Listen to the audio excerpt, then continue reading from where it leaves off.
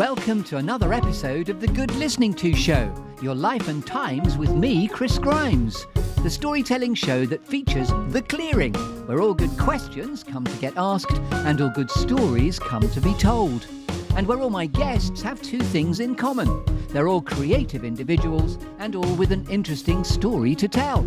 There are some lovely storytelling metaphors. A clearing, a tree, a juicy storytelling exercise called 5, 4, 3, 2, 1, some alchemy, some gold, a cheeky bit of Shakespeare, and a cake. So it's all to play for. So yes, welcome to The Good Listening To Show, your life and times with me, Chris Grimes. Are you sitting comfortably? Then we shall begin. Ladies and gentlemen, min, and people on YouTube and Facebook, would you please say hurrah and we're here. Good evening.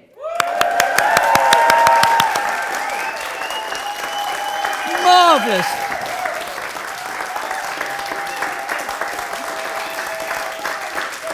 Wow.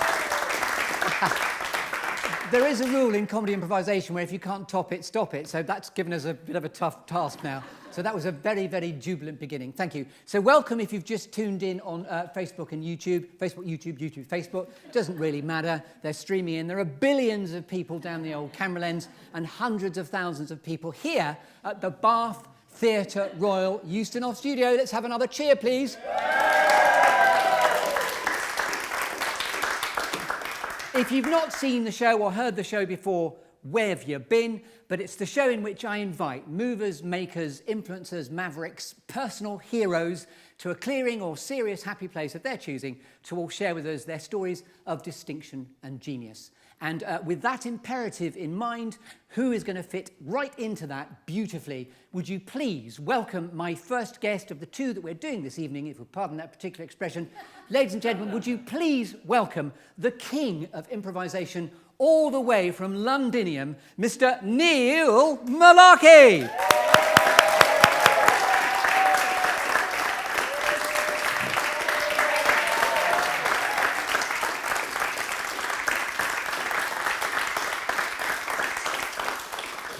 Again, that's not the end of the show. We've still got more to do. Right, okay. So good evening. Would you like a kiss or are you all right?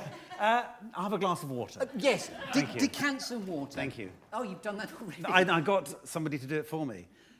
Because whenever I do things on stage, speeches and stuff, I have a little rider, which is where you have, say, I want jelly babies and towels and stuff. And I always say, please can somebody pour the water for me? Because otherwise you're going... Yes. Especially if it's fizzy, and it goes all over, you can't, and you're trying to do, you know, urbane humour, and you're covered in water. Yes, and well done. You've not covered yourself in water. All is going smoothly. So you're extremely welcome to the show. Thank you very much. Thank you. I know you know who you are, but just to blow a bit of happy smoke at you, you're obviously an English writer and comedian and actor. And by the way, keep clapping, that's good. And when I Googled you, by the way, Rotten Tomatoes actually are talking about you rather sadly in the past tense. They're saying, was an actor who had a successful Hollywood career. That's okay. But I know that you... I don't do much acting these days. It's a lot of hard work. You have to wear makeup and everything and learn lines. So I sort of said goodbye to that. And then in 2021, we filmed a thing called The Pentaveret for Netflix, which was created by Mike Myers. People might have seen that on Netflix, The Pentaveret. Yes, and indeed, Mike Myers was your alma mater, friend of old. You've been in, I think it's 2 of his films, obviously, which were... Well, Austin Powers, the first one, International Man of Mystery, which I gave him the title. In The Stage. Has anyone heard of The Stage? Yes. The Stage is the newspaper for people in show business. So occasionally there were adverts for actors, you know. Do you want to go on a cruise for 3 years and get paid diddly squat? But there were also adverts for acts, mostly sort of show acts who might be on that cruise. And one was called Mr. Smith or something, brackets, International Man of Mystery. Not just Man of Mystery, International Man of Mystery. So I showed this to Mike, and he took it to be the title of the first Austin Powers movie. And I'm also in the third one in Austin Powers Gold Member. Gold member. We're all going to sing that in a moment, obviously. So yes, and Mike Myers was a co-founder with you of the Comedy Store Players, is my understanding. And you have got the dream gig because you're in central London every Sunday Yes. Without fail. Without fail. Well, we did fail for a year and a bit Yes. because of you-know-what, beginning with Pan and ending with Demic. So the Comedy Store Players, in October, it will be 38 years we've been doing it. So Mike and I were doing a double act called Mullarkey and Myers. Crazy title. I like the billing there. Oh, yes, that's right. Myers, Yeah. Others occasionally say Myers and Mullarkey, but no, it was alphabetical, I think. And so the Comedy Store Players was founded by us two, Kit Hollaback, who'd worked with Robin Williams in San Francisco, and a guy called Dave Cohen and Paul Merton. Those three were doing a show at the same venue as us at the Edinburgh Festival in 1985, before most of you were born. And they said, oh, let's do some improv, because Kit had done it and it sounded fun. So the Comedy Store let us do Sunday nights. The other nights were stand-up, or actually they sublet it to discos, because comedy was still alternative comedy was fairly new in those days. And we've been doing it every Sunday ever since, really, apart from that break because of the you-know-what.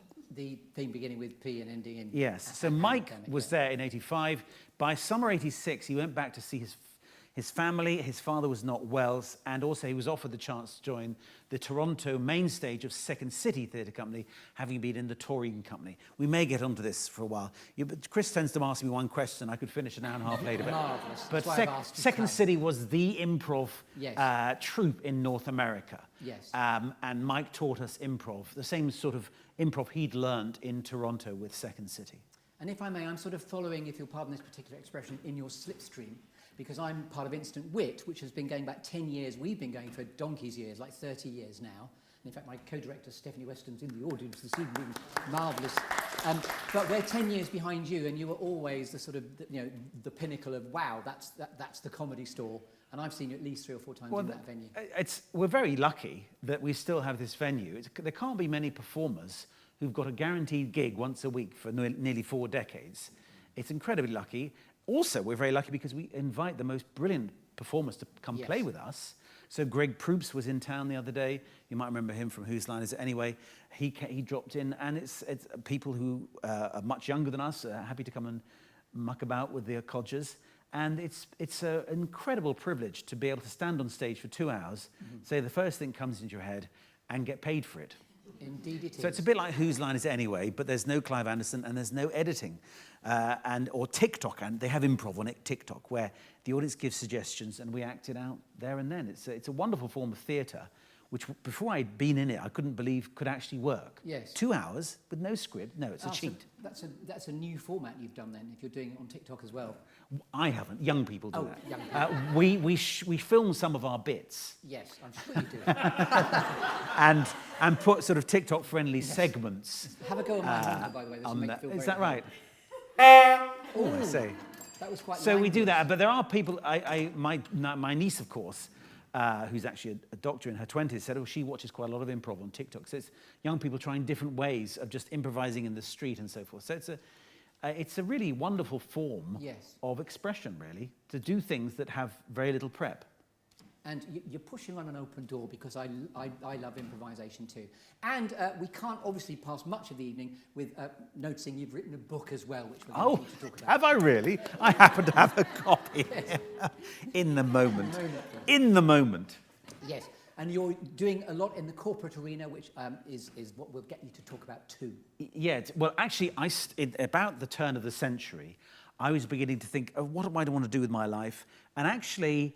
It's getting the sense that theatre and art could have something to say to people who had jobs in organisations. And improv is all about listening, working together. I don't know what I'm going to say. I don't know what you're going to say, but together, let's co-create something.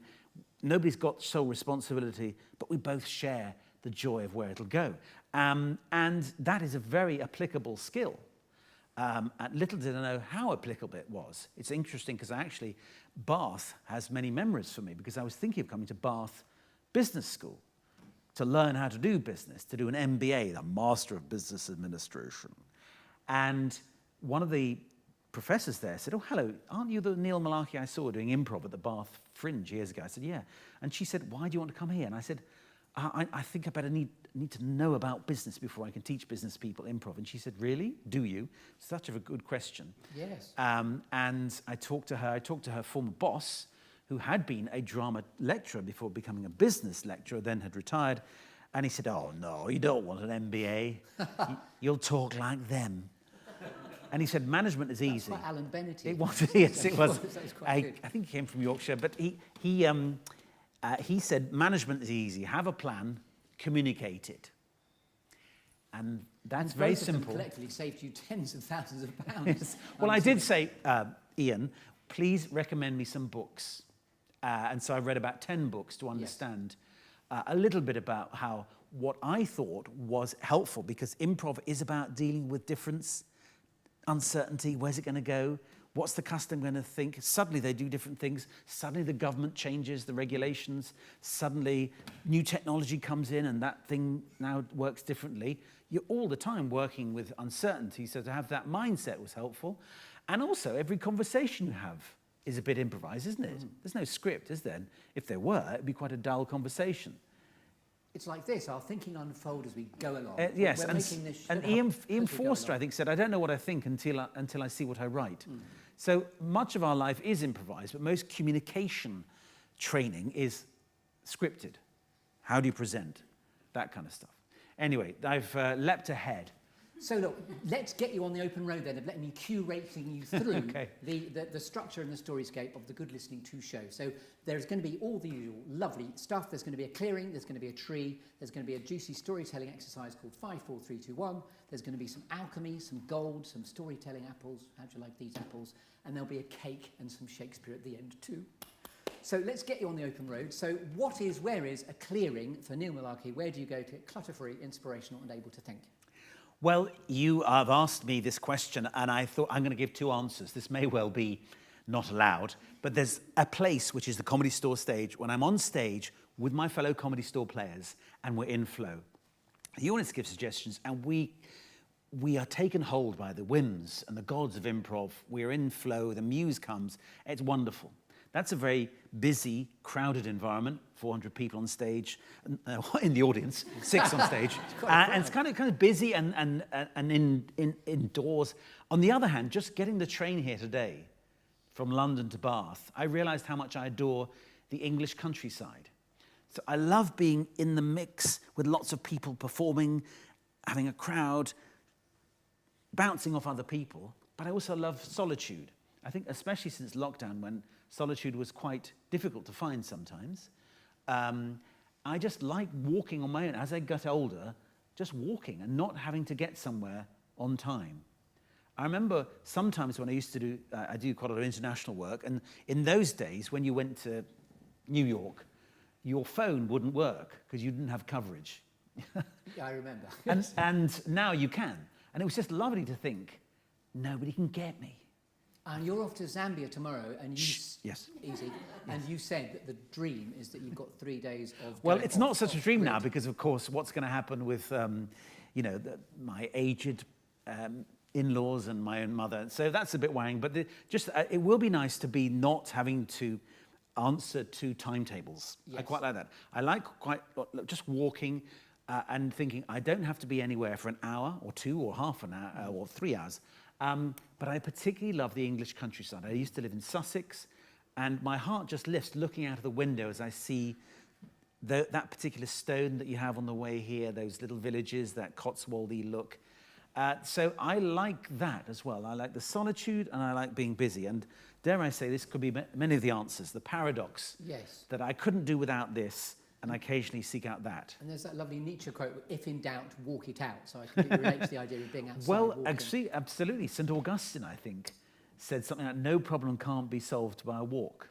Ah, we've gone all intellectual. That's lovely. What do you mean gone? I always was, darling. So then we've got, I'm going to turn up with a tree now. Yeah. So it's either going to be in your train carriage or on a walk, or on the Comedy Store Well, stage. it's like a tree. So let's go with the clearing in a wood. Let's do With that. bluebells on the floor, and it feels like nobody's around, except for you, me, and the 1,000 people we have here, Lovely. and everyone So- at home. Yes, don't forget the Facebook and YouTube people as well. So yes, I'm now going to arrive with a tree, a bit Waiting for Godot-esque, Yes. existentially, and I'm going to shake a tree to see which storytelling apples fall out. I've already said this, but how do you like these apples? Would you like an apple to clutch as we go through Okay, this? thank you. It's a little bit like the poison apple in Snow White, isn't it? Don't eat it, it's a prop. It is a prop, isn't it? So- Although one of my favourite things, Yep. did you remember, there's a scene in Laurel and Hardy where there's some wax fruit and he starts eating it. That's Stan Laurel. And Oliver Hardy can't believe it, but Stan's quite enjoying the wax fruit. But I won't eat it. Yes, he's my all-time comic hero, Stan Laurel. I know exactly the secret. He is mine. Well, snack. Do you want a high five? No, we'll do a high five later. A virtual one. A virtual one. So yes, I'm now going to arrive then to take you through the 5, 4, 3, 2, 1, which is 5 minutes to have thought about 4 things that have shaped you, 3 things that inspire you, 2 things that never fail to grab your attention, and that's borrowed from the film Up, where some random squirrels are going to come in. Squirrels, don't throw the squirrel in yet. And then a quirky or unusual fact about you that we couldn't possibly know until you tell us. So how would you like to interpret the shaking of your canapé, or canapé, Neil Mullarkey? I'd like my canapé to be shaken. Are there canapés? Don't you like a bit of finger food? I love a bit of finger food, Yes. a finger buffet. So are we doing the 4 things? Yeah, 4 things that have shaped you. First 4 things that have shaped me. I can't get away from my family, and I don't want to. My family, they shaped me. My school friends shaped me. My college friends shaped me. And this thing, improv theatre, which I've done for nearly 4 decades, has definitely shaped me, both on stage and off. Lovely, lovely answers. And then, so that's the 4 things really concisely. Any of Yep. those you want to go into a bit more depth on? Yes, if you like. So my family, I've got a mum, a dad, and 2 brothers. And they have always been very supportive. My father has passed away now. And he always said, study at school and then university, something you love. Don't think you've got to get a job. And so I took him at his word. So I did maths, physics, chemistry, A-levels. Because I thought I'd be a doctor. But then I was in the school play in the lower 6th. The school play. And I smelt the joy that we're experiencing now. The audience, laughter. And that's what I wanted to do. And then I was in the play the next year. And I wanted to be in the Cambridge Footlights. So the Footlights is where Monty Python, Stephen Fry, Hugh Laurie, Olivia Colman, Sacha Baron Cohen, many, Emma Thompson, many famous writer performers and others. So I got to be president, and by the 2nd year of my university, I'd gone away from maths, physics, chemistry. I was studying economics because I had to do something before my dream, which was to study social and political science. I wanted to study the thing about how people react and interact as individuals, as groups. I love how we become who we are, how we're shaped, and then how groups work together or don't. So I did social science there was social psychology, how children become who they are. There was a paper which I couldn't resist called Deviance. Excellent.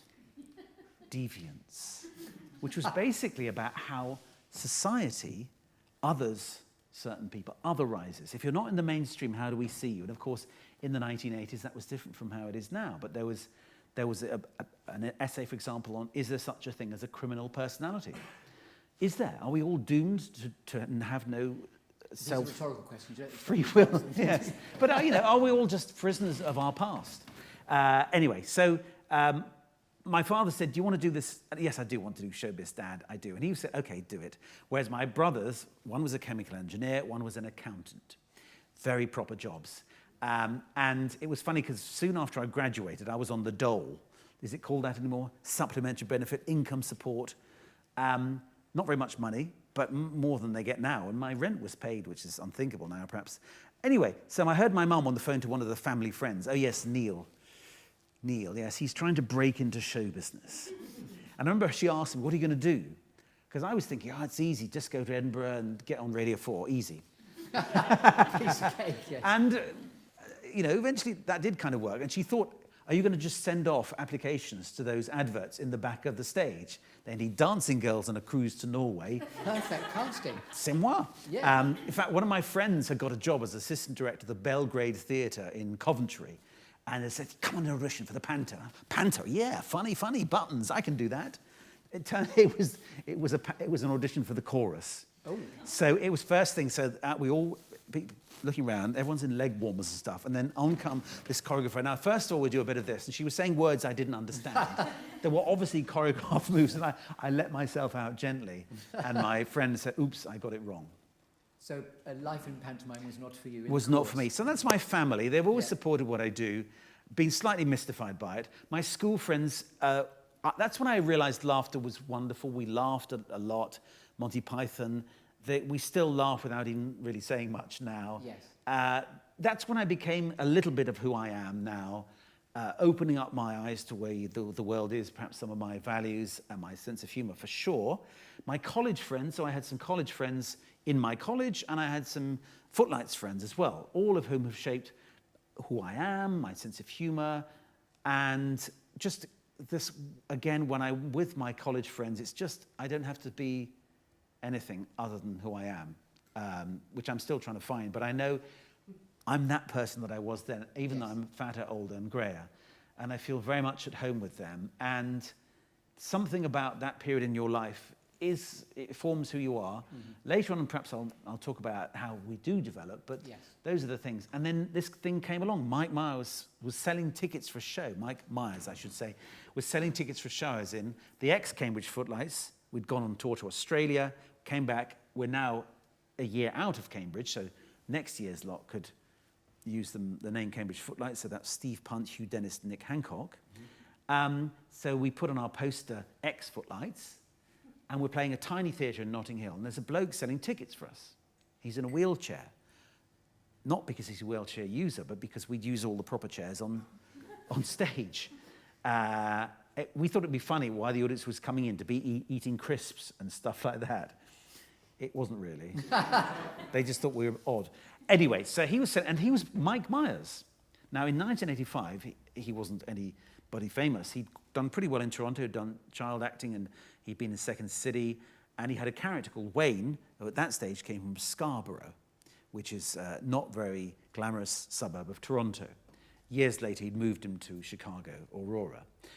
Anyway, so Mike made me laugh. Mike Myers. I hope some people too young here. Shrek, Austin Powers, Wayne's World. Great connections. There you go, exactly, because even Shrek now is a bit old hat, although I can reveal there's a new Shrek on its way soon. And is he going to voice Shrek again? Yes, he is. Of course he is, yes. Anyway, so Mike and I did a double act. First of all, I said, what are you doing? He said, I'm writing sketches. 1985, I said, nobody's doing sketches. It's all alternative comedy, stand-up, punchy, political. And then I took him to see some stuff, and I said, let's do some stuff.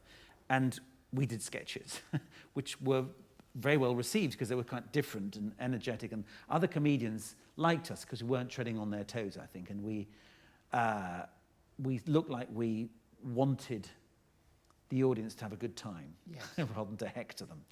And so then he was talking a lot about what he'd learnt with Second City, this improv thing, which actually, just to digress for a moment, improv, this thing where the audience gives suggestions to the actors, didn't start with performers, certainly didn't start with comedians. It started with a social worker in the 1920s in Chicago, and she was helping children.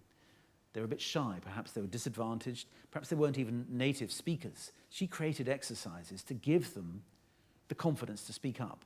And it was her son who said, wow, these exercises could work as a form of theatre in their own right. So by 1959, he'd created Second City Theatre Company in Chicago. Second City because Chicago is the second city of America, I guess. And he told me about the ethos of this improv. It was all about treating what the other person says as an offer, to accept the offer. Yes, and if I say, good morning, Mr. Johnson, you're Mr. Johnson. And you say, good morning, Mrs. Johnson, or good morning, Mr. Squirrel, or would you like this table?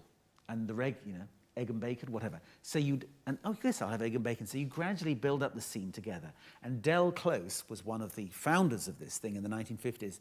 And he was talking very much about how we co-create, how we collaborate. And so you can imagine somebody in an improv scene wants to write the whole thing.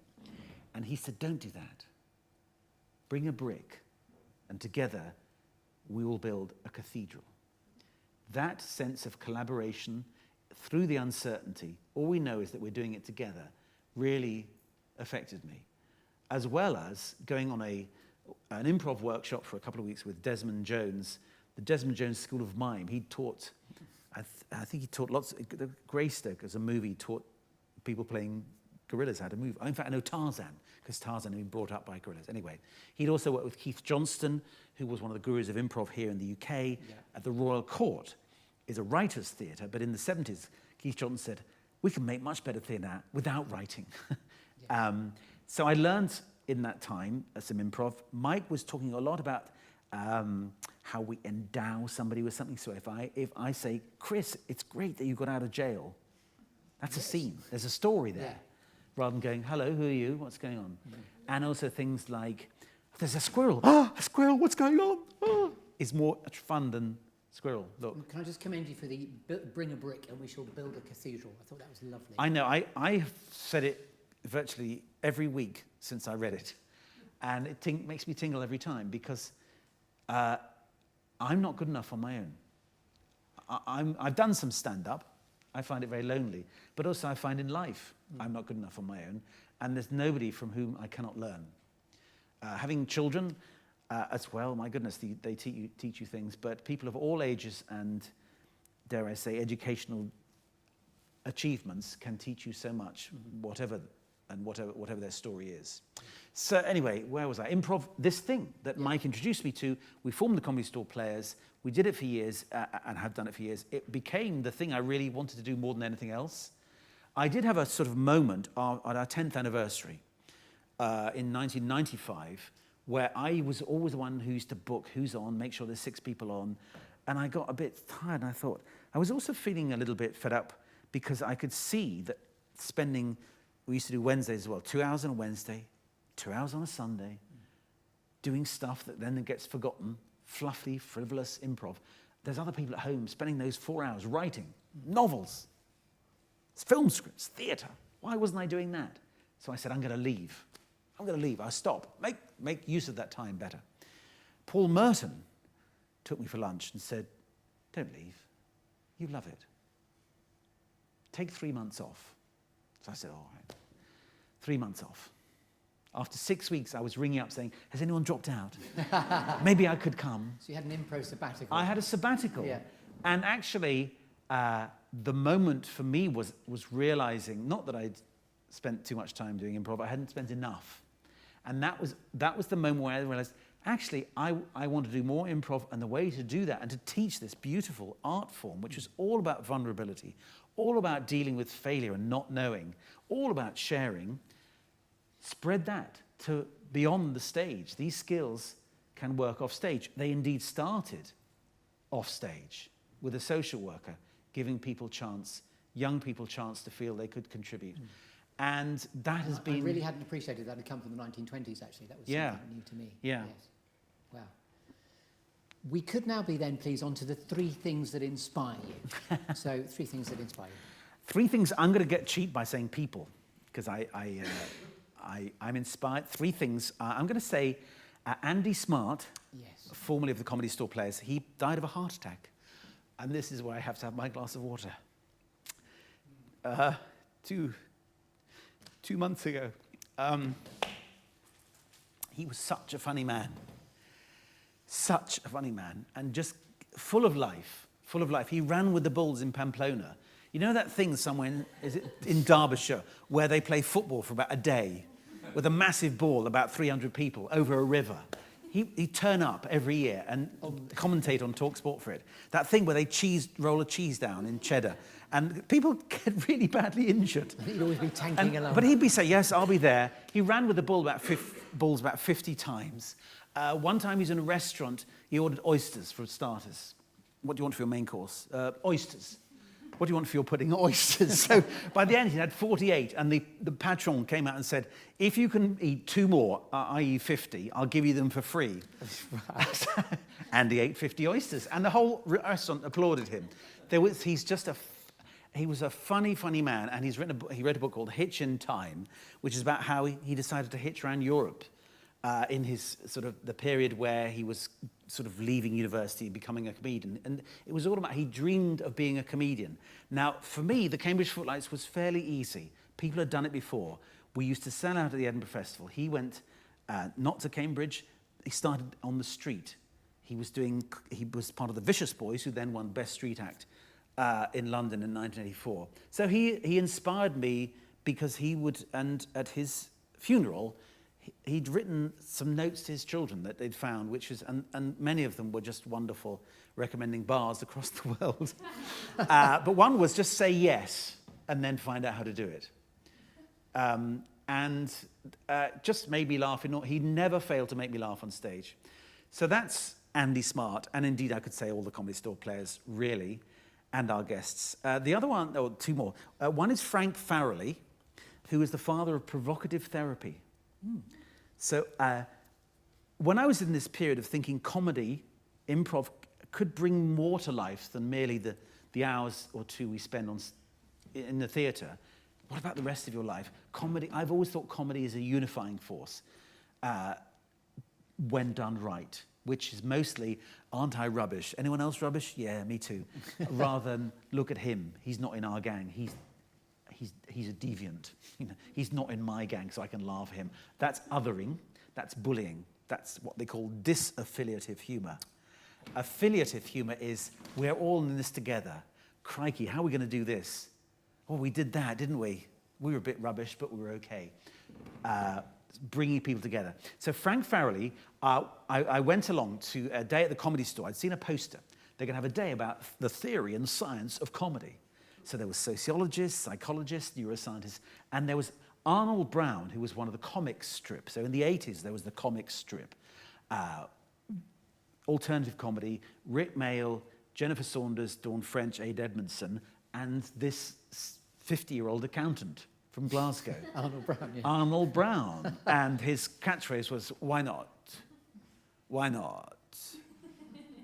If there's anything you don't understand, then assume it's intellectual.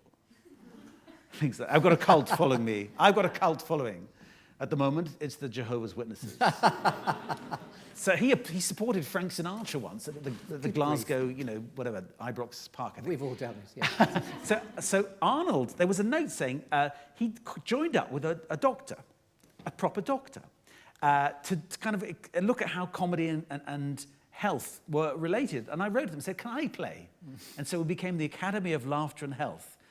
Dr. Brian Kaplan, who's a GP and a homeopath, but he called himself Dr. Fishhead, because he had a fish like that and a tie made of fish. And Arnold Brown. We were called the Academy of Laughter and Health. We did 2 gigs. One was at the New End Theatre in Hampstead, a former mortuary. And the other one was at the Freud Museum, which was where Sigmund Freud ended up in London, in Hampstead. But then Brian Kaplan, the doctor, said, this guy I met the other day, he does provocative therapy. And he played me a cassette of Brian being interviewed by Frank. And again, there was a moment of transformation.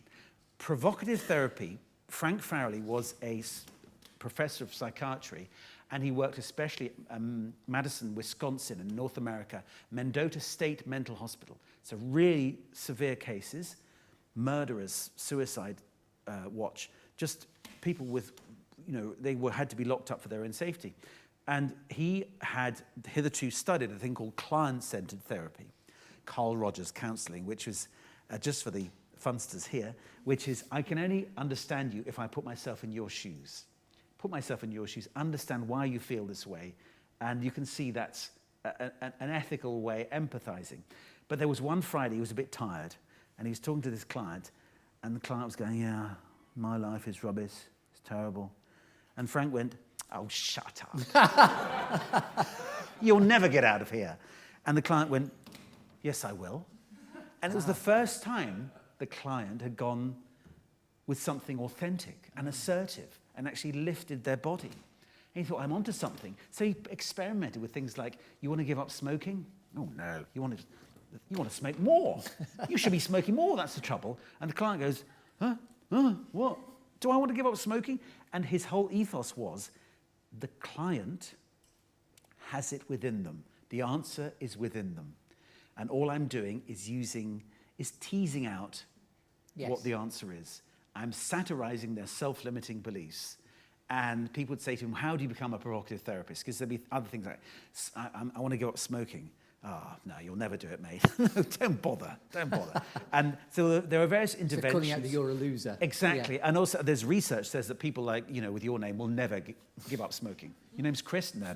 You can't. There's some research. And they go, what? And the whole thing was to kind of, he said, holding up a hall of mirrors to make them really think about and feel. And you could see and I went to see him, I went all the way to see him because my literary agent said, I can sell a piece in the paper.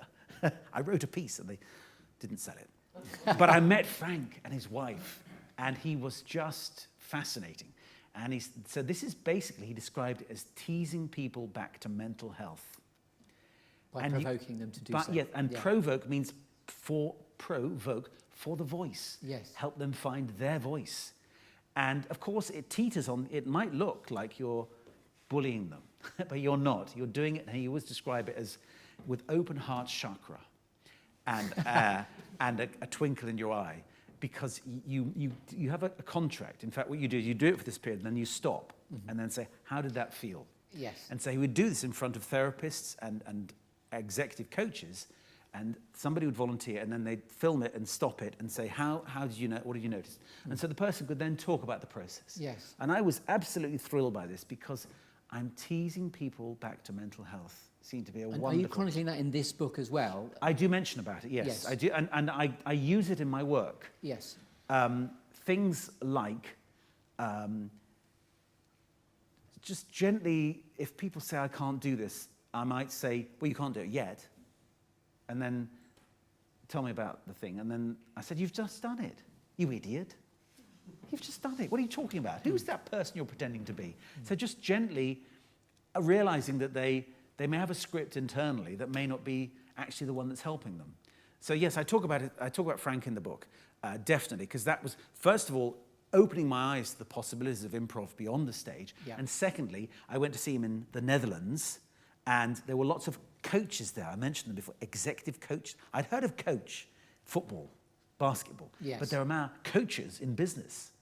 I didn't understand what that was, but then I realized that this was just part of what was going on. People in business were looking outside to coaches, but also to people in the theatre and the arts to say, how can we use what you do so successfully to help us? It's a profound suite of transferable skills that are incredibly completely powerful. transferable. This was one of my things I heard on the radio. Somebody from Ashridge Business School, which I'd heard of, which is near London, near I was going to say near Luton, but that would be wrong. It's north of London. Anyway, he said theatre is this place where matters psychological, emotional, and mental come together. And I thought, yeah, that's right. So I wrote to him and said, can I come play? And I got a gig at a business school. I know you work there as well, but it's a proper business school. And they allowed... And that got you on the open road and on the path of opening up like a front. That was one of those things where I said, I can do this, actually. Yeah. I'm allowed into the temple of business, or business training. And gradually, other leads came. Somebody approached my voice agent to say, hey, Neil seemed funny in the Comedy Store. We're pitching for the Visa account, Visa credit cards. Can he come in and do 20 minutes stand-up comedy on credit cards? Luckily, my voiceover agent, I don't know why they approached her rather than somebody else, said, you can't just magic stand-up comedy out of nowhere, especially on one topic. But Neil, and I talked to her about my process of, I think this is what I want to do. And she said, Neil looks now to teach improv to people in business. There was a management consultancy. My wife was at a hen night, sitting next to somebody who was in communication for a management consultancy. Yes. And she said, yeah, that's a great idea. Because before, we've had people come in who are actors, who are teaching you how to project and everything. Trouble is, when you're a management consultant, the audience is tough. You need to improvise. They're heckling you. They may not be throwing things at you, but no matter how well you project your sonnets in Shakespeare, they're asking, so what, mate? What about this thing you haven't thought about? You can't just turn up in a cravat and expect them to be impressed. Exactly. Or with a whole pack of stuff, they do that.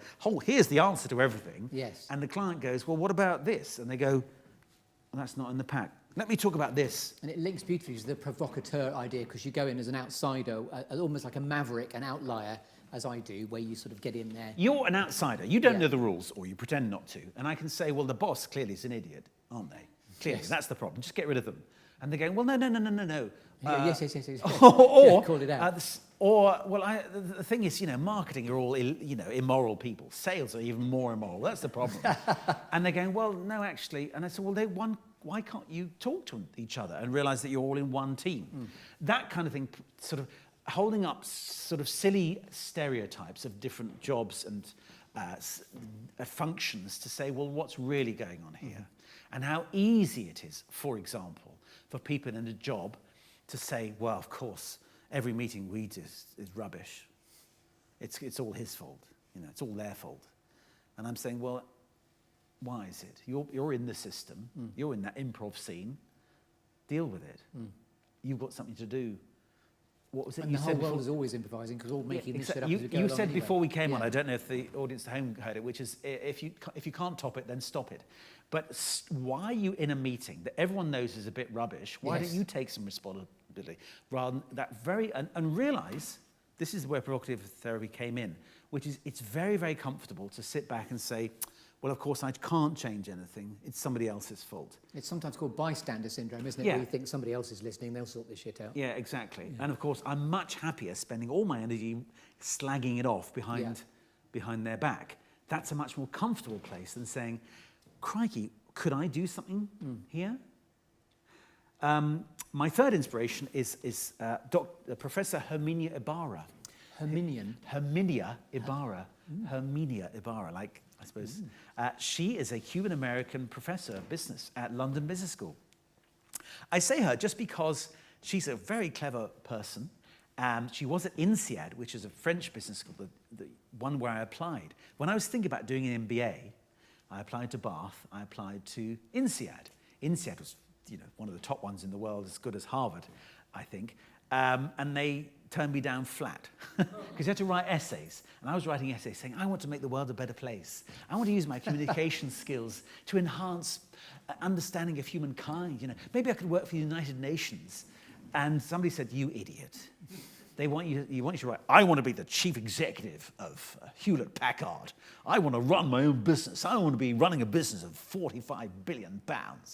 And so she was at INSEAD, and then I met her at a party in London, and she was moving to London Business School, and she was just so open and kind. Now, she's a proper researcher. She's written proper books and is in demand across the world. And I say her just because she's invited me to talk at London Business School, and is very open to people who are not academics like her. Yes. And she speaks such sense. And she talks about working identity. And in your life, in your working life, you're not the same person all the time. And she talks about authenticity. Everyone here want to be authentic? She says, what does it mean, really? What does authentic mean? Because it's a little bit of a buzzword, like purpose and disruption and so forth. But she said, what about being authentic to your future self? Isn't that great? Because she had some examples. For example, somebody's just been promoted and they're leading a team and they go, oh, I don't know really what to do. I haven't done this before. Oh, dear. And she's saying, for the sake of your team, you've got to put on a slightly different pair of shoes. Of being in control, yes. Play a little role Yeah. that may help them. Not because you're saying, look at me, but for their sake, you've got to slightly step up. It's a little bit fake it till you make it, but she did things like had examples of where somebody just saw a good leader and thought, well, shall I have a go at that? And it worked. And for the sake of their team, and indeed for their own development, they became a better leader. And I often say, so there are some people here who are not as old as me. There are some people here who might be in their teens. And I'm pretty much the same I was when I was 15, except I'm not. I've been influenced by those people you asked me about. I've learned a lot, but I'm essentially the same. Yes. I wouldn't want to decry that person, but he's done some very stupid things, that young man. And that middle-aged man, I'm always thinking, oh, thank goodness I don't do that anymore. And I realised that was what I did the other day. Yes, exactly. I've done some very stupid things. My dad is still with us and is famous for saying that inside every old person is a young person wondering what the has happened. Yeah, we're all a work in progress. And I meet such wise teenagers and such wise 20-year-olds and such foolish 60-year-olds like me. Anyway, so she talked, and she's got a book called Act Like a Leader, Think Like a Leader. Act like a leader, think like a leader. That's the wrong way around, isn't it? Because most of the way we see the world here in the West, philosophically, is think and then act. Whereas in other traditions, it's by doing we learn, by doing we think. Yes. She talks about act like a leader, think like a leader. So an example was she was at Harvard and found that people didn't really like her lectures, she didn't enjoy it. And somebody just came and sat, a friend said, and he said, just a tiny thing, just walk about a bit, go in amongst them. And it just gave her the power. Mm-hmm. That physical thing of owning the space, checking up, are they actually writing things or are they on Tinder? Are the students really doing and doing what they ought? And just by moving about, that tiny tweak gave her confidence internally. Yes. So that sometimes the external can affect the internal. Has she been a mentor to you in helping you write your books as well? Well, certainly, she's been kind enough to give a good quote, but I borrowed a lot of her research, stuff about, she's looked at how we get on in life, or in business, I should say. Yeah. How does a young leader become an experienced leader? How do new leaders stretch themselves? And her thing has generally been, why not try stuff out? Be aware that the identity you have is merely the identity that's kind of grown on you in the decades or the years till now. It's as much a mantle as what you could in the future. So we're all slightly prisoners of our history. So she's kind of saying, yes, you've been defined at the age of 11 or 31 as this, and that's my thing. Especially, I help people with presentation, and everyone's terrified of presentation generally, because at some point in their life, they stood up and read out their essay, and the teacher said, no, Grimes, not very good. Oh, you were there. Exactly, yeah. There's somebody kind of giving them, and they hold a moment of bad feedback for a very long time. And I will say, who was that? Well, they know nothing. It's like an internal depth charge mantra, which exactly. is always going to Or I explode. say, they're absolutely right. You're absolutely rubbish. What are you even bothering to do this? Maybe you can get a job where you just sit in the cupboard. And you kind of go, well, actually, and I want to do it. Yeah. And I say, well, have you done it? Well, yeah, I did. You know, I did a best man speech, a best girl speech. Did you rehearse? Yeah, I rehearsed like Billio. Well, why not for this? Oh, right. Oh, yeah. And I said, why did you do it for your friend? Because it mattered. I said, doesn't this matter? Yes, interesting. So yes. put the energy in. So things like that. So Herminia, to me, she represents business academia, which is lots of people are professors of business who write books that don't necessarily have any application to real life. She does. Yeah. It's real research on real people. She follows them through. And she was very open to me, with my completely different world, to coming in to teaching some of her students who were very successful business people, but I come in with a slightly different slant. And then they came to the Comedy Store. And even now I get messages on LinkedIn. I remember the session you did at London Business School. I even met her at the Comedy Store Players. Wasn't that joyous? And just say her name one more time, because it's quite... Dr. Herminia Ibarra. So like Herman. Yes, so Herminia Ibarra. So Barra as in Barra Clough. I'm trying to think of it as in Barracuda. There we go. Oh, you're improvising now. Herminia Ibarracuda. So Herminia, I'm going to keep going. Herminia, so her, as in pronoun, Minia, as in minium, but female, Minia, Ibsen. You were Herminian. And then Barracuda. Yes. Herminia, actually, she has a quote on the back of my book, which is called In the Moment, available from all good shops. You showed us the back cover, which wasn't so impressive there. You need to show the front cover. The front cover is Mike Myers. The back cover is Herminia Ibarra and other wonderful people. Lovely. Yes, round of applause, please. And now, moving along, this is a bit of a cashier number 2, please, when we sort of got into a nice little, it was a beautiful rabbit hole we were in. But now we're on to the 2, what are your squirrels? You know, what are the 2 monsters of distraction that are never going to, that never fail to distract you, irrespective of anything else that's going on? Well, in my head, I was walking past something and I couldn't stop.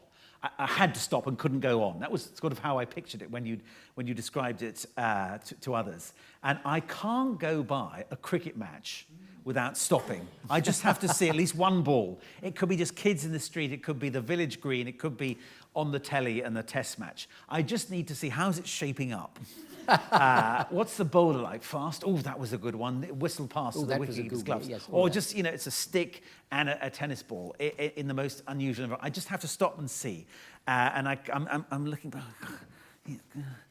Oh, how's it going? That's a thing. I can't. That's a great squirrel. I can't walk past. Yeah. And I also can't walk past a sushi shop without thinking. Oh, you said you had some sushi on Yeah, the I way here. did. I went to walked past one, obviously. I went to Yo Sushi by the station here in Bath, and then there was Itsu, and my goodness, I was. Have you been in both? No, I haven't, because I was like, I should have done that. I do love sushi, and when I first had sushi, it was incredibly expensive. It was in posh restaurants, posh hotels, and then Yo Sushi came along and popularised it with it was on a little conveyor belt, and then it became more available through Wasabi and Itsu. I'm hoping they're going to sponsor me, where it was sort of reasonably priced, because at that stage I was gluten-free, so I couldn't eat bread, and meals on the run were either chips, yes, not very healthy, or sushi. So I do love sushi. A really good tuna or salmon sashimi is I was almost going to go sexual then, but it's just a beautiful feeling. And so I can't, I'm thinking, well, when is dinner? Have I just had lunch? Or I can have another meal now, can't I? That's my sort of, I can't resist. Delicious, wonderful squirrel. So I like, in your life, a lot of fish have to die to make you happy. In my life, a lot of chickens have to die. Is that right? Yes. I eat a lot of chicken. So now we're on to one quirky or unusual fact about you, Neil Mullarkey, we couldn't possibly know about you until you tell us. Well, I wonder, you won't know that I qualified as an actual table tennis umpire. Oh! A gasp of horror. I love ping pong, and I could probably... Ping pong, dear, please. Dear. I could still beat you, though. That's what I mean. Really? Yes. Oh, I'm going to take you back on that. Okay. Come on. So there was a teacher at my school who ran the tuck shop, but also ran the table tennis club, and was the referee of the English Open Table Tennis Championships, and then at the World Table Tennis Championships in 1977 at the Birmingham NEC. And who was his assistant? Moi. Wow. Yeah. And so all the umpires had this kind of lovely blue blazer that John Collier made specially. And my mum knitted me a pullover in that self-same colour. I love so that. So that would be sort of official. So anyway, Mr. Wright, he was called. Yeah. We had table tennis Friday evenings, Saturday mornings. He got in the England #2 women's table tennis champion, Carenza Matthews, to come and coach us. And I realised I wasn't going to play for England. I played in a men's league and was pretty good in the schoolboy championships, represented my school, played against somebody who thrashed me and then went to become the national champion. So I thought, it was kind of get to these events, not as a player, but as an umpire. So he had got us as ball boys doing the scoreboard, and then I qualified as an umpire. So there was a written test and there's an actual... Wow. You had to umpire a county match. And so would you say you're very handy with the bat then? I'm handy with the bat, yeah. So we should bring this on. We should bring this on. One of my more famous stories is that I was once at JP Morgan giving a talk, and I said, I'm Chris Grimes, I can help you to communicate better, and I can probably beat you at ping pong. Then I got on with the talk. 45 minutes later, somebody put their hand up. I thought it was going to be some salient question about pace, pitch, resonance, whatever. And he went, I'll give you a game. And then there was a break that happened. We went outside. I beat him. We went back in. Everybody knew, and I slept really well that night. Was it a proper table? Everything was proper. Did you have your bat? Yes. I travelled with it in my bag. Do you? Because mostly bats that are free are rubbish, aren't they? They don't have enough sponge on them. And by the way, your lovely character, Elvaughan Spencer, I was really enjoying. It's Don't Be Needy, Be Succeedy. I know you know this, but you said of him, his biography, is that he studied the philosophy of table tennis and antisocial French at the University of the Isle of Wight, is what you said about Yes, so I do this character who's kind of a provocative therapy writ large. His motto is don't be needy, be succeedy. So he's a motivational guru from near Luton, and he's everything I daren't admit that I am. He's full of himself and a terrible failure, but he pretends that he can help other people be succeeding. So he goes around saying, I can help you, yeah, you're a loser, and that kind of stuff. And then you gradually get a window on his life, which is sad and lonely. Because a lot of these motivational speakers, they're telling you how to run your life or business, and they're in their own car crash. Sort of, Yes. yeah. And so I love playing this character. I put on a ponytail and a little goatee and an orange suit, and I can be the devil. And it's really, as any actor will tell you, it's great fun to play a villain. Except he's a saddo villain, really. And he's got his own book, hasn't he, Mr. It's called Don't Be Needy, Be Succeedy, yeah. I see what you did there. You reincorporated. That's good. He does motivational raps. Yo, I is not J-Lo, I is Elvo, I is the badass cyber coach, I is the shaman for the layman. It's a no-brainer. I'm your management trainer. Think of me as a safe container. I is your tutor for the future. I hope it suits you. I do alchemy from the balcony of your psyche. My mission is the fruition of intuition. My mission is your lack of ambition. Yo, I is not J-Lo. Very good. Oh, and by the way, you've given me a delicious segue because you just mentioned the word alchemy. Which I did, didn't I? I was realised. We're now going to talk, as moving it along, please. Cashier Yes. number 17, please. We're now talking about alchemy and gold. Yes. You're giving me this by the bucket load anyway, but when you're at purpose and in flow, Neil Mullarkey, what are you absolutely happiest doing? I think I'm happiest running a workshop with people for a day. Actually, I'm happiest round the table with my family. Is that allowed? You can have two lovely answers there. So my two children and my wife, we just laugh. Yes. And it's wonderful. And we had that with my family. And so that's my real happiest. How long ago did your father die? My father died of Parkinson's disease 7 years ago. Right. Died with Parkinson's. It's probably the more proper way to say it. So we had that with 3 boys, my mum and dad. We just laughed, and that's my favourite thing. But I'll carry on with what I was going to say.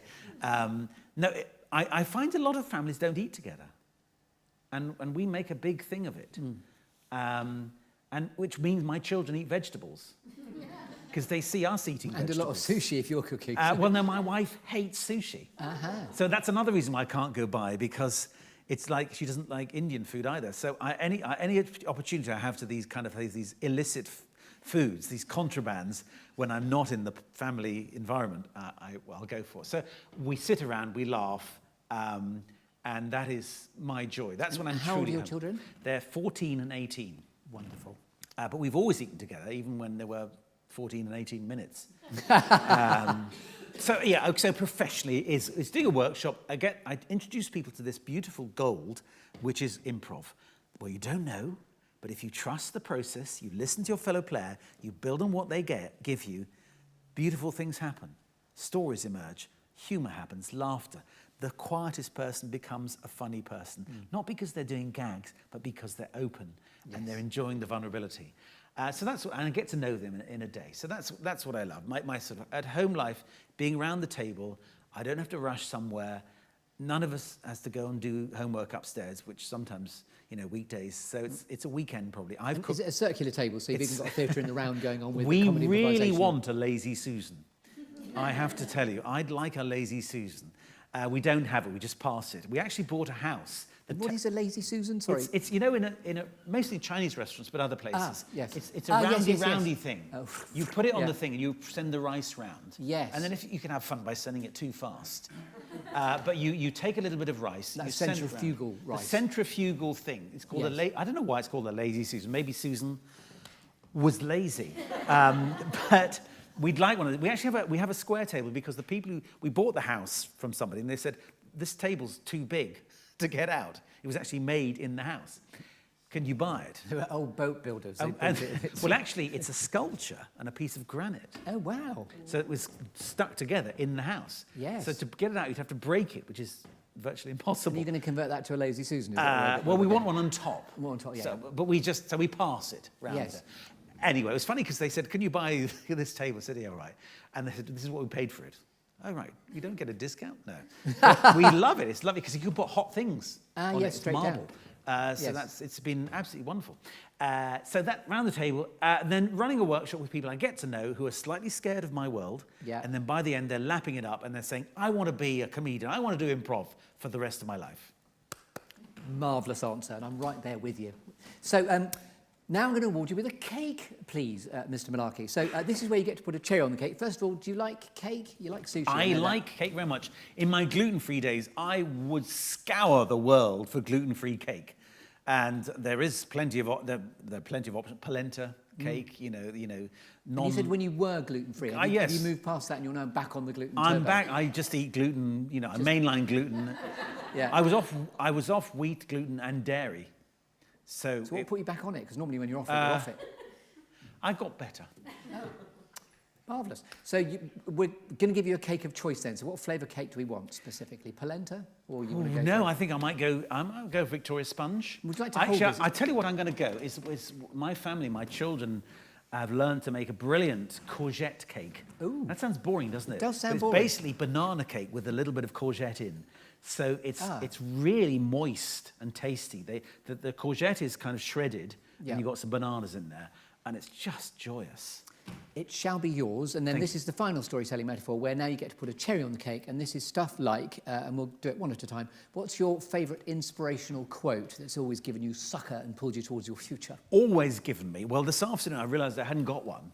So I thought, there's that one the other day. So it's interesting because in December, I'm going to do a charity event at the Comedy Store called My Big Fail, where we get people who are very successful to talk about how they made a hash of things. We did it last year, and it was a great success. We had people from business, from the third sector, and so forth. Just that thing of, I made a hash of it.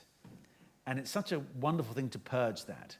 And so I was preparing this for an event I did recently for an innovation festival, because failure is very much part of creativity, of innovation. So this is from B.F. Skinner, who was a psychologist he did about conditioning. You know Pavlov's, the dogs? Yeah. So he would get, there's food, he'd ring the bell, they come and have the food every day for some time, and then at some point they would salivate because there was food. At some point there was no food, he just rang the bell, they started salivating. I'll see if I can make you think of sushi. It's called operant conditioning. Yeah. So when I was at university, I wrote a whole essay about why men and women were different because of operant conditioning. That girls are put in pink and boys are put in blue. Boys are given guns, girls are given dolls. And I got a very low mark. Because I hadn't really... You're ahead of your time. Well, sort of. no, I think there's more to it than that, Yes. dare I say. Shall we say. And I just read a chapter on it, and it was kind of the Ladybird book of opera. Anyway, so B.F. Skinner was that we get conditioned. We get so used to certain things. Anyway, the quote's really quite irrelevant to who he was. He says, a failure is not always a mistake. It may simply be the best one can do under the circumstances. The real mistake is to stop trying. Love that. I like that, yeah. So I keep trying, and I let myself off. I'm pretty forgiving of myself. That's what I did at the time. It wasn't perfect, but at the time, that's what I knew. That's all I could do. And improv teaches you that. No improv show is perfect. No improv sketch is perfect. Yeah, the shares go up and down in an improv show. Yeah. And you come away, and I say to people, they say, were we good? Well, how was it? And I say, we generally between 8 and 9.5 out of 10. We never get to 10, just because that's the nature of it. Yes. And I love that in some faiths, when they build a temple, they always put an imperfection in, deliberately to show that only God is perfect. Mm. Human beings are not perfect. We're flawed, so let's embrace them.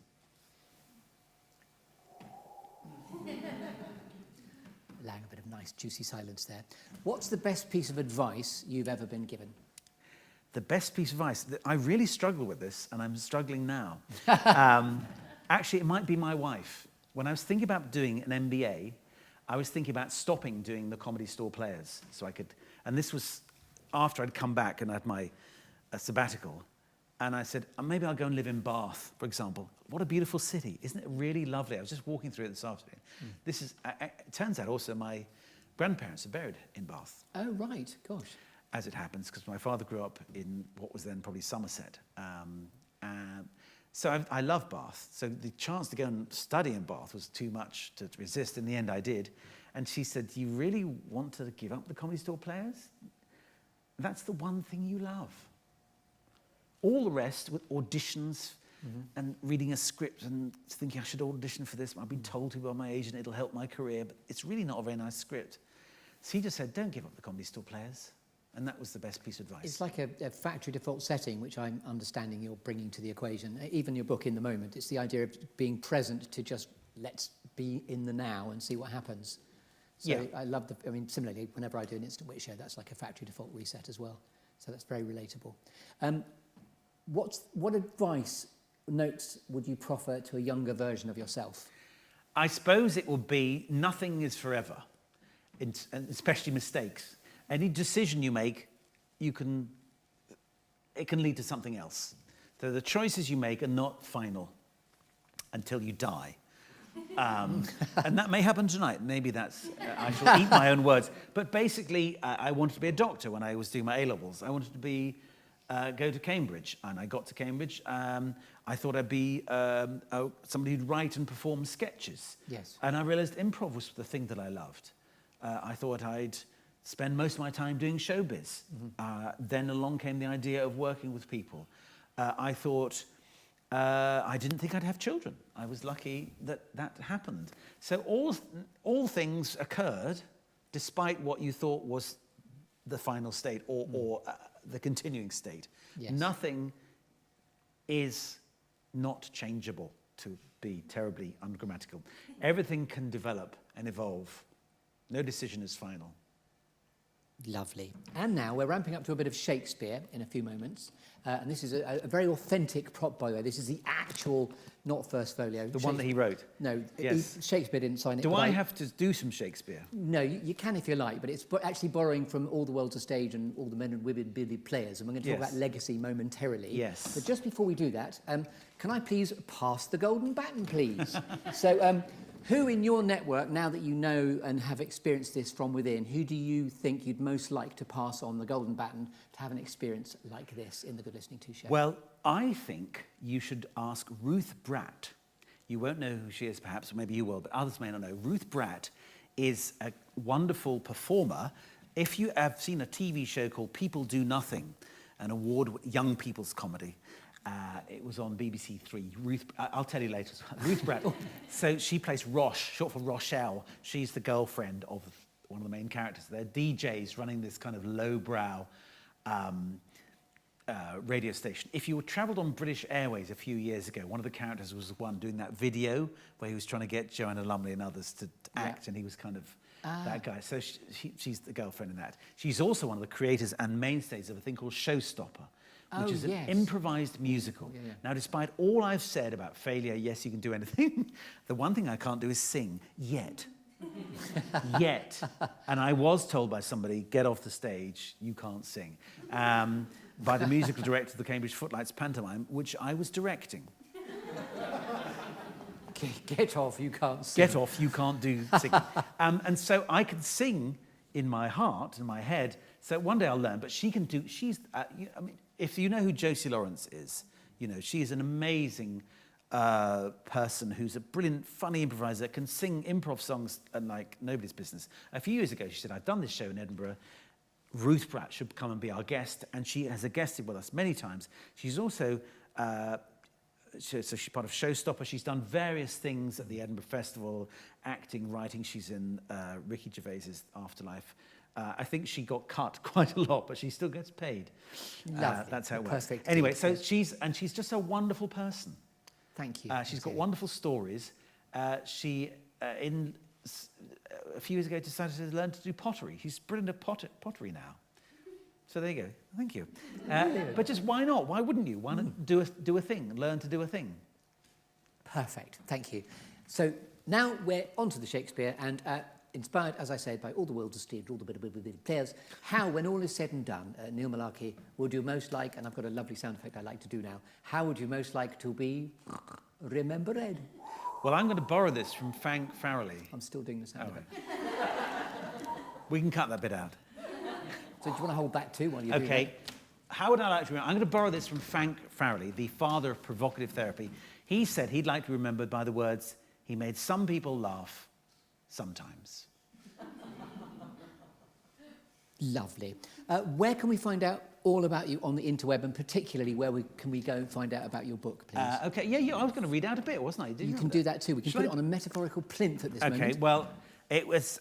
Feels wrong though. Anyway, I've told you most of what I was going to say in this bit, but it was. I ran an improv workshop in Bury St Edmunds, and there were agriculture workers, lawyers, and I just realised teaching them how much fun this could be and the broader applications. So I talk a little bit about improv. I've got chapters on meetings, make meetings better. Wouldn't we like that? Creativity, collaboration, the human connection.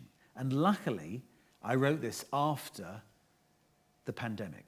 So on those remote hybrid meetings, Teams, Zoom, you can still use improv. You can still have fun. I treat them like an improv game.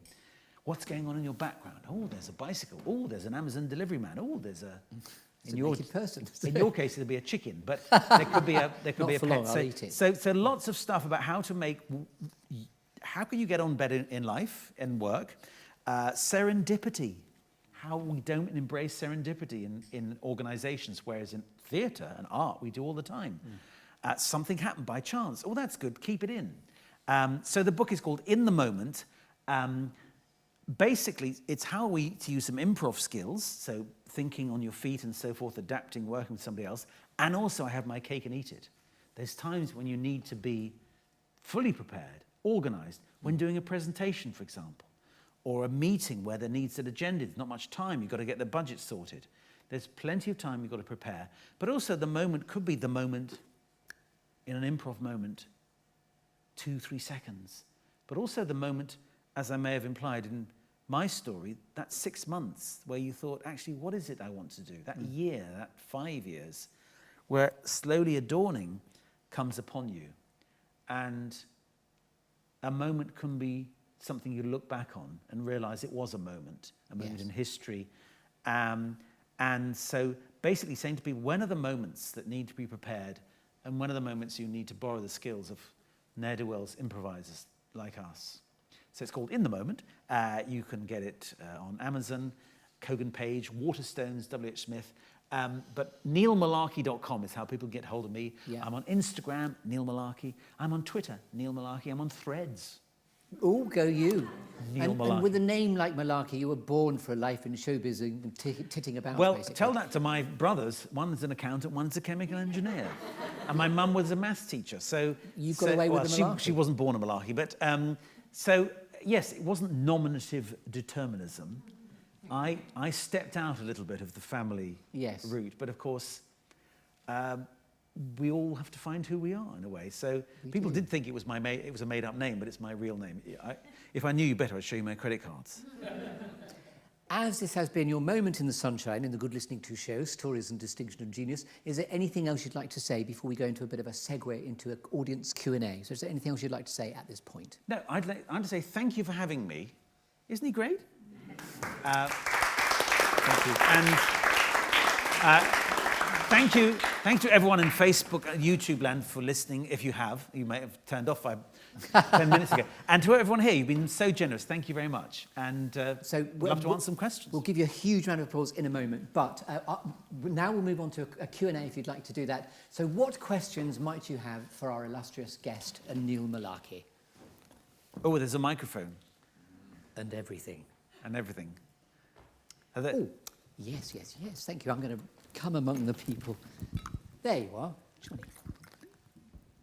Oh, good evening. Does it work? Where does that saying, "I can't be doing with all that malarkey," come from?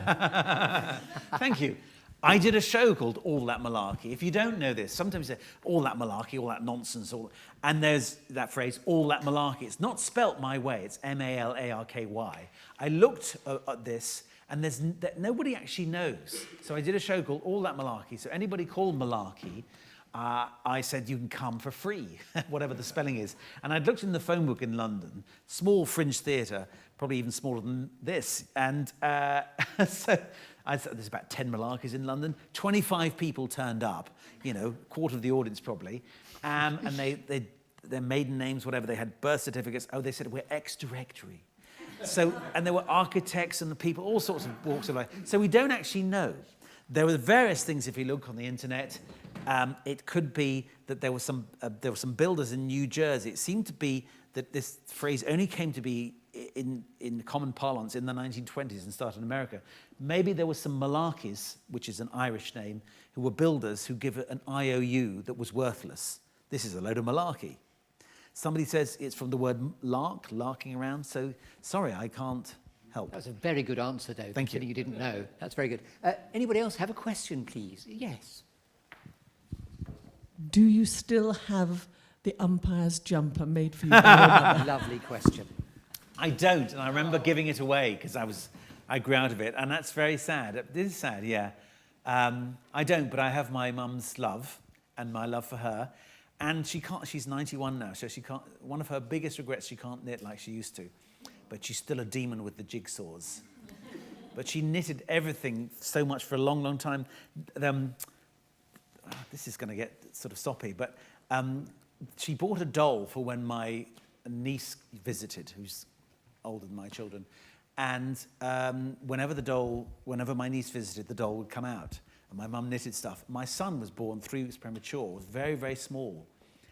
And we didn't have clothes that were small enough for him. But my mum had bequeathed this doll and the clothes to my daughter, and they fitted my son. Oh. So he could wear, because he was born very premature, very small, and to keep him warm, he had to wear a bonnet. Little boy. And the bonnet from the doll kept him warm, because his stomach was tiny and he had to keep warm, otherwise he'd go all purple. That's wonderful. It is wonderful, isn't it? That was wonderful. Anybody else for a question, please? Yes, we've got at least 2 more, which is very exciting. Yes, sir. Thank you. Did you play cricket? And what was your favourite cricketing moment? I did play cricket. I was always good in the nets, but in the middle, when the actual game, I was a bit rubbish. I used to play in a comedians team.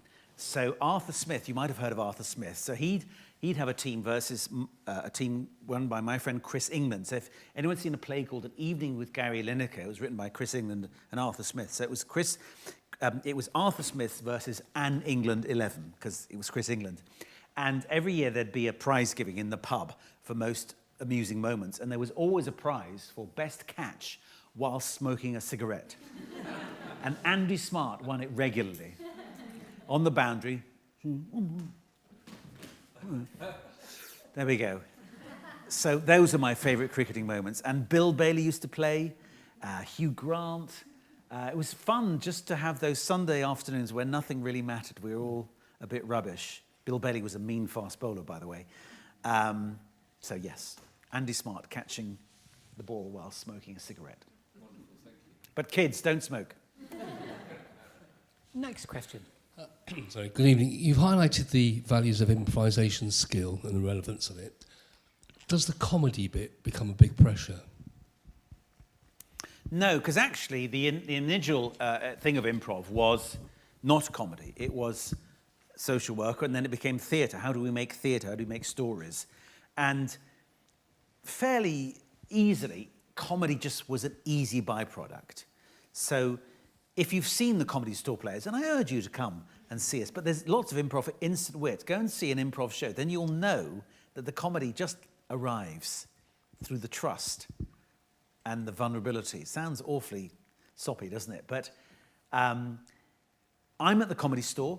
The audience has paid to laugh. So there is a bit of pressure, but it's exactly the right pressure. It's like a sushi chef being asked, can you make sushi? That's what we do. Make comedy sushi. Make comedy sushi. We do funny things. We can't help it, and it's not always on purpose.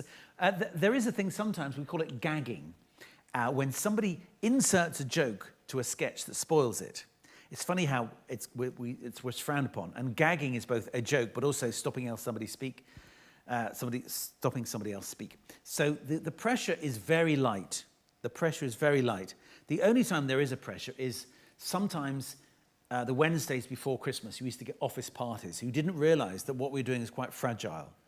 That on stage, if they're muttering, do you want a beer? Who wants a lager? It's all right, Dave.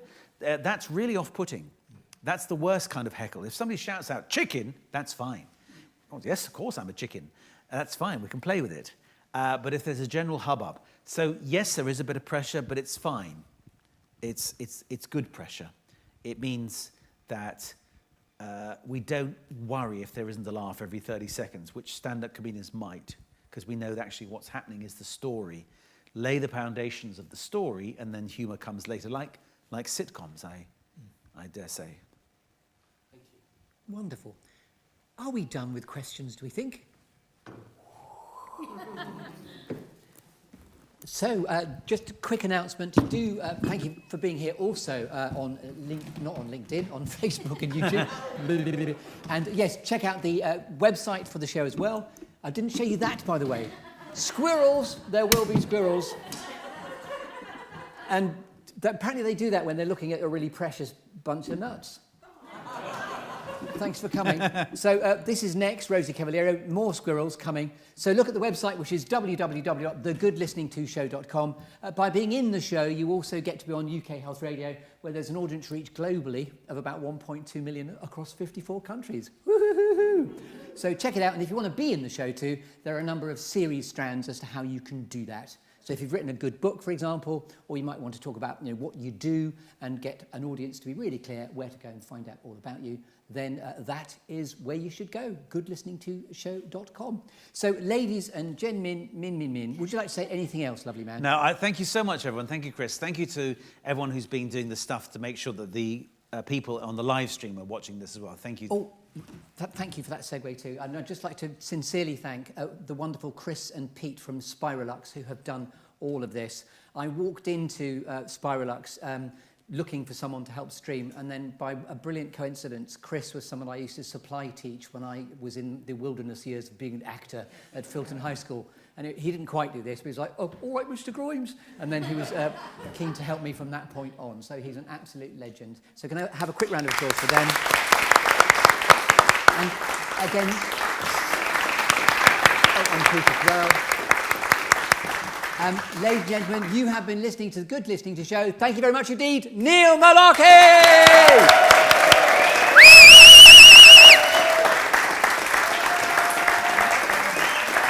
Thank you very much indeed. Good night. You've been listening to the Good Listening To Show here on UK Health Radio with me, Chris Grimes. Oh, it's my son.